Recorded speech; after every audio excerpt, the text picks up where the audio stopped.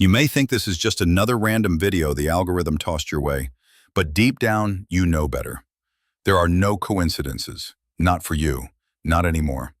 You're here because something within you has been crying out desperately for a shift, for a sign, for confirmation that you're not imagining it, that the ache in your spirit, the unease in your chest, the feeling that something big is coming is real.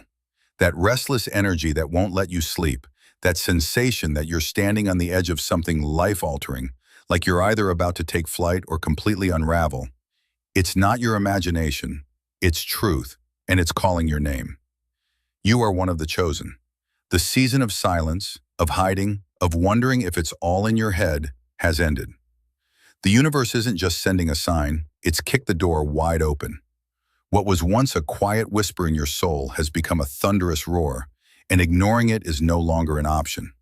This message found you for a reason, right now, in this exact moment, to interrupt the spiral of doubt and lift you into alignment with who you truly are. But before we move forward, I need you to make a declaration. Signal to the universe that you're ready. Like this video, subscribe for the guidance that's waiting to meet you, and comment 77 below to open the energetic doorway. Let it be known you're ready, you're willing, and you're done hiding. And when this ends, don't just scroll away. Let it play again in the background. Its frequency is aligned with your awakening. Every replay strengthens your connection to the help, healing, and power that are already reaching for you. The shift has begun. Welcome home. Chapter 1. The sacred isolation is over. For a long time, you have been in a self-imposed exile. You might call it hibernation, a retreat, or maybe you just called it exhaustion. You pulled back from the world, not with a grand announcement, but with a quiet fade. The phone calls you stopped making, the invitations you politely declined, the social circles you simply drifted away from. It wasn't born from anger or malice. It came from a deep, instinctual need to conserve your energy. It was a spiritual survival mechanism. You felt like a battery that was constantly being drained by people and situations that gave nothing back. You became an energetic accountant, realizing you were on the verge of bankruptcy and you had to cut all non-essential spending. Some people didn't understand. They called you distant, selfish, or accused you of changing in a bad way. They tried to guilt you, to pull you back into the familiar dynamics where you played a role that made them comfortable. But you couldn't go back. Something inside of you, a profound and ancient wisdom, knew that the person they wanted you to be was already gone. That version of you was a shell you had to shed in order to grow. This period of quiet was not emptiness. It was a sacred chamber of preparation. In the silence, when the noise of other people's expectations finally died down, you began to hear your own voice again. It was faint at first, timid, drowned out by years of self-doubt and external criticism. But you listened. You began to rebuild yourself from the inside out, piece by painful piece. You confronted shadows you had been running from for years. You revisited old wounds, not to dwell on them, but to finally cleanse them. You were your own surgeon, your own therapist, your own guide. This isolation was a crucible. It was designed to burn away everything that wasn't authentically you. It was meant to strip you down to your essential self, because your calling requires your purest, most undiluted form. You were being forged, and the heat was, at times, almost unbearable. There were moments you thought the loneliness would break you, but it was in those very moments that you discovered an unbreakable strength within. You learned to be your own sanctuary. You learned that your own company was not a punishment, but a privilege. You are emerging from this period now, not as the same person who went in, but as a finely tuned instrument ready to play a divine melody. The world may not recognize you at first, and that is a good thing. You are not meant to fit back into the old spaces. You are meant to create new ones. Your hibernation is over, chosen one. It is time to step out of the cave. Chapter 2, a calling you tried to forget. This feeling, this deep sense of purpose that is now taking over your life, is not new. If you are honest with yourself, truly honest, you will remember its echo from your past. Think back perhaps 10, 15, even 20 years ago. There was a moment, a phase, a dream you had when you were younger, and the world felt full of possibility. The universe presented this path to you then. It was a quiet suggestion, a flicker of an idea, a passion that made your heart beat faster. It was the truest version of your calling, presented to you in its purest form. But the timing was wrong, or so it seemed. Maybe you were too young, too insecure, too worried about what your family or friends would think. Maybe you lacked the resources, the support, or the life experience to understand what was truly being offered to you. So you dismissed it. You told yourself it was unrealistic, a childish fantasy. You chose a more sensible path, the one that society approved of, the one that seemed safer. And so the calling went dormant. But it never went away. It has been there all along, a silent witness to every choice you've made since. The jobs you took that drained your soul, the relationships you entered that dimmed your light, the compromises you made that felt like tiny betrayals to yourself. Your calling saw it all, and it waited patiently. The universe did not punish you for taking a detour. That detour was a critical part of your training. Every hardship, every heartbreak, every failure was a lesson you could not have learned on the right path. You needed to experience the resistance of the wrong life to build the strength to handle the right one. You needed to know what it felt like to be powerless, so you would wield your true power with wisdom and compassion. You needed to get lost in the dark so you could become a light for others who are lost. All that pain was not for nothing. It was tuition. It was the price of admission for the level you are about to enter. Now that same calling has returned, but this time it is not a gentle suggestion. It is a non-negotiable demand from your soul. The universe has circled back for you, chosen one, because your contract is coming due. You have now accumulated the exact wisdom, resilience, and maturity needed to fulfill your purpose. The self-doubt that crippled you before has been replaced by a quiet confidence forged in real-world fires. The fear of judgment has been overshadowed by the painful reality of living an inauthentic life. You are ready now. You were not ready then.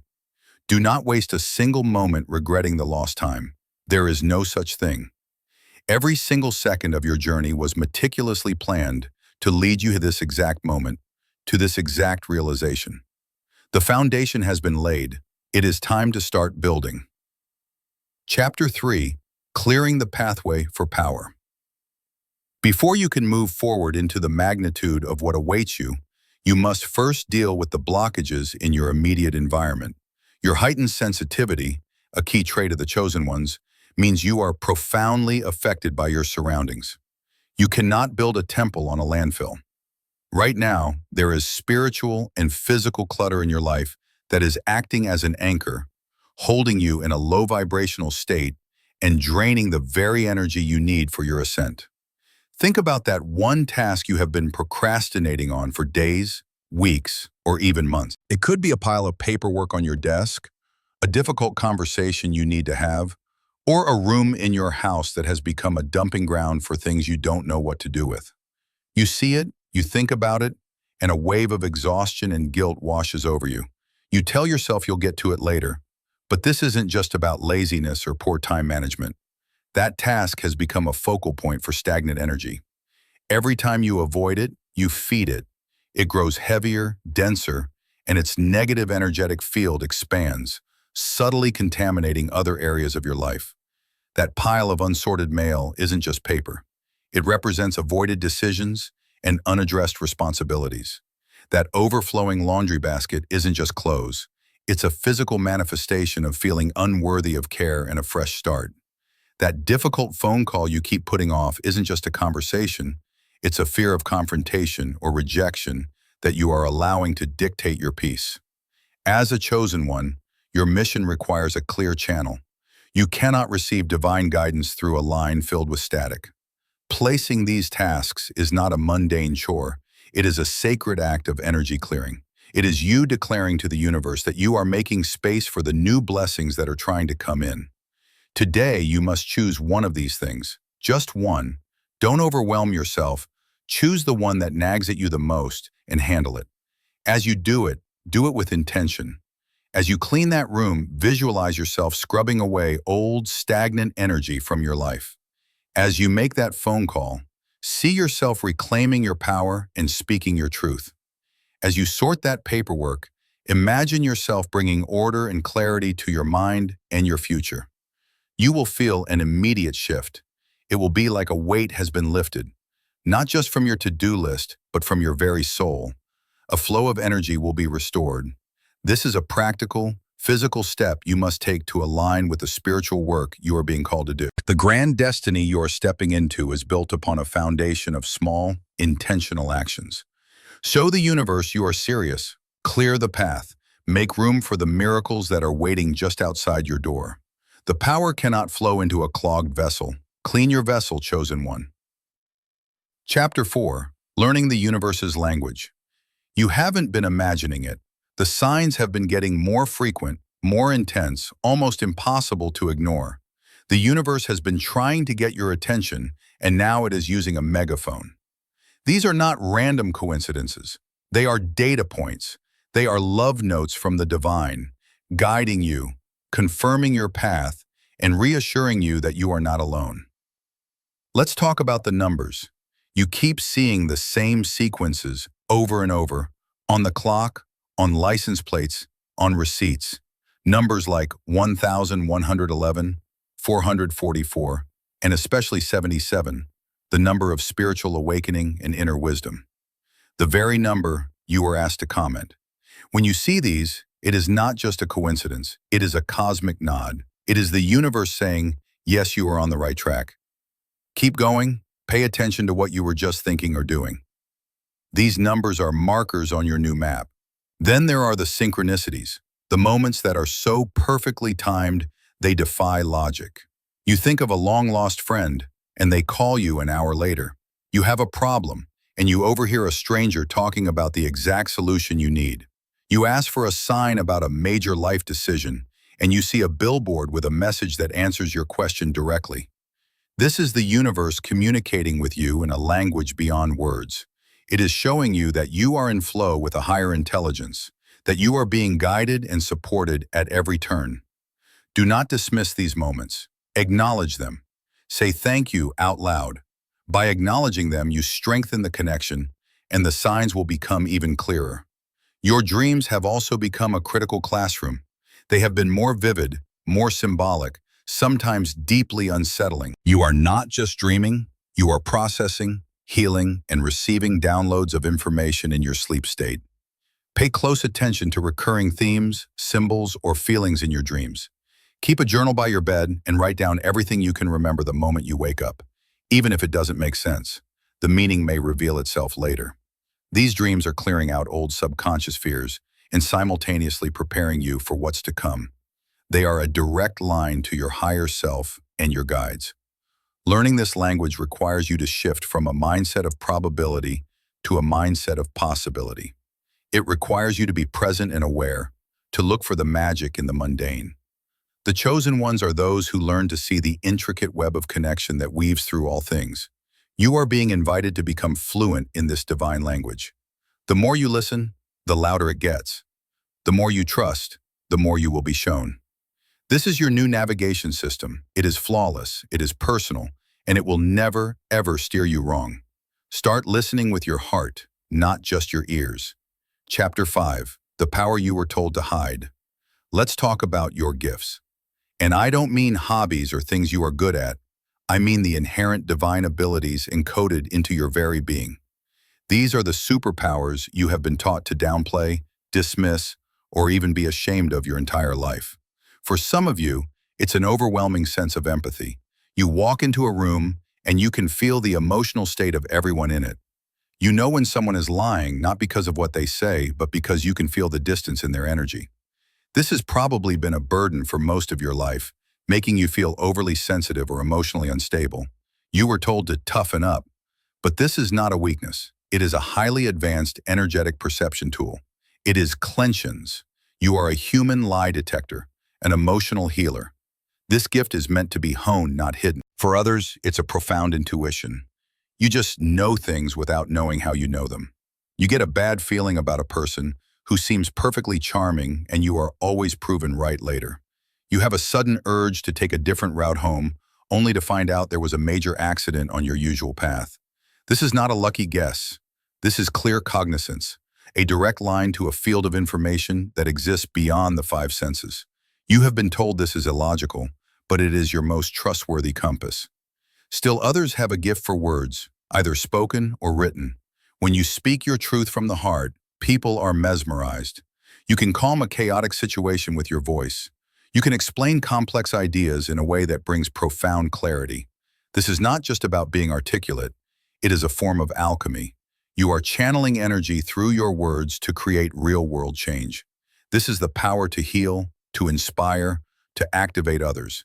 You have likely been told you are too much, too intense, or too outspoken. In reality, you were just too powerful for people who were comfortable with the status quo. These gifts, and many others, were given to you as tools for your mission. For years, you have been trying to live a normal life with a supernatural toolkit. It's why you have always felt like you don't quite fit in. It's like trying to use a laser sword to butter your toast. You have been misusing and misunderstanding the very things that make you powerful. Your calling will require you to fully own and consciously wield these abilities. Stop apologizing for your sensitivity. Start trusting your gut feelings as gospel. Start speaking your truth without fear of how it will be received. The moment you stop seeing these gifts as curses and start treating them as the sacred instruments they are, your entire reality will transform. You are not just a person, you are a conduit for divine power. It is time to step into that truth unapologetically. Your power has been dormant for too long. Chosen one, it is time to plug it in. Chapter 6. The Inevitable Encounter with Envy. As you begin to step into your power and your light begins to shine brighter, you must be prepared for an inevitable consequence. You will attract envy. This is a critical and often painful part of the journey for all chosen ones, and navigating it with wisdom is paramount to protecting your mission. This envy will rarely show its true face. It will not come at you with open hostility. Instead, it will disguise itself as friendship, admiration, or curiosity. It will come from people you know, and sometimes from people you thought were in your corner. They will suddenly become intensely interested in your life. What are you working on? It sounds so exciting. How did you manage to do that? You have to tell me your secret. They will shower you with compliments that feel slightly hollow. They will ask a lot of questions, but share very little about themselves. You must understand what is happening on an energetic level. Your rising vibration is a threat to those who are committed to staying in a low vibrational state. Your light illuminates their own unhealed shadows, their own unrealized potential, and their own refusal to do the inner work. It makes them deeply uncomfortable. Instead of using your example as inspiration to do their own work, they will subconsciously seek to dim your light so they can feel comfortable in their own darkness again. This can manifest in subtle ways. They might give you backhanded compliments that plant seeds of doubt. They might offer helpful advice that is designed to steer you off your path. They might share your good news with others in a way that minimizes your accomplishment or invites scrutiny. Some may even act as monitoring spirits, constantly checking your progress, not to cheer you on, but to secretly hope you fail, sending negative, stagnant energy your way. This is why spiritual discernment and energetic boundaries are not optional for you. They are essential survival skills. You must become fiercely protective of your dreams and your energy. This means you do not share your sacred plans with everyone. Not everyone has earned the right to hear about the holy work you are doing. Share your progress only with those who have proven themselves to be true, unconditional supporters. Learn to recognize the energetic signature of envy. It feels different from genuine support. It feels extractive, like someone is trying to take something from you. It might leave you feeling drained or confused after an interaction. Trust that feeling. Your body and your intuition will never lie to you. This is not about becoming paranoid or reclusive. It is about becoming wise. It is about understanding that your energy is your most precious resource, and you must guard it like the treasure it is. Do not let the smallness of others distract you from the greatness of your calling. See their envy not as a personal attack, but as an impersonal confirmation. It is a sign that you are doing something right. It is proof that your light is growing. Protect your flame, chosen one. The world needs it to burn brightly. Chapter 7. The Threshold of Your New Reality. You have arrived at a point of no return. All the preparation, the isolation, the clearing, the learning, the remembering, it has all led you here, to this exact moment. You are standing on the threshold between the life you have known and the life you were born to live. The door is open. It has been opened for you by a force far greater than yourself. But you are the one who must walk through it. No one can take this step for you. This is where faith transforms from a concept into an action. This is where trust is no longer a feeling, but a choice. Look back for a moment at the person you were a year ago, 5 years ago. See the pain, the confusion, the feeling of being lost. That person fought hard to get you here. They endured so much so that you could have this chance. Do not let their struggle be in vain. Now, look forward through the open door. It is impossible to see everything that lies on the other side. The path is illuminated only a few feet ahead. This is by design. Your calling is not a detailed map. It is a journey that unfolds one step at a time, demanding your full presence and trust at every moment. To demand to see the entire path before you take the first step is to refuse the journey itself. The fear you feel is real. It is the ego, the small self, screaming at you about the dangers of the unknown. It is terrified of losing control, of leaving the familiar prison it has known for so long. The exhilaration you feel is also real. It is your soul, your higher self, roaring with excitement.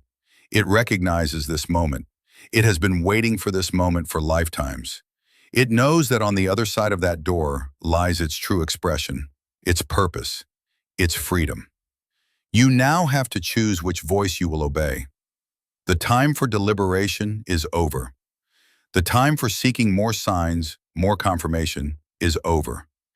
You have all the confirmation you need. The final sign you are waiting for is the one you will give yourself by taking action. Your next step does not have to be a giant leap. It may be as simple as sending an email, registering a domain name, writing the first page of your book, or speaking your truth to someone who needs to hear it. But it must be a step forward into the unknown. It must be a decisive move that signals to the universe that you have accepted the call. You are the chosen one, not because you are perfect or flawless, but because you are willing. You have been chosen for this, and your time is now.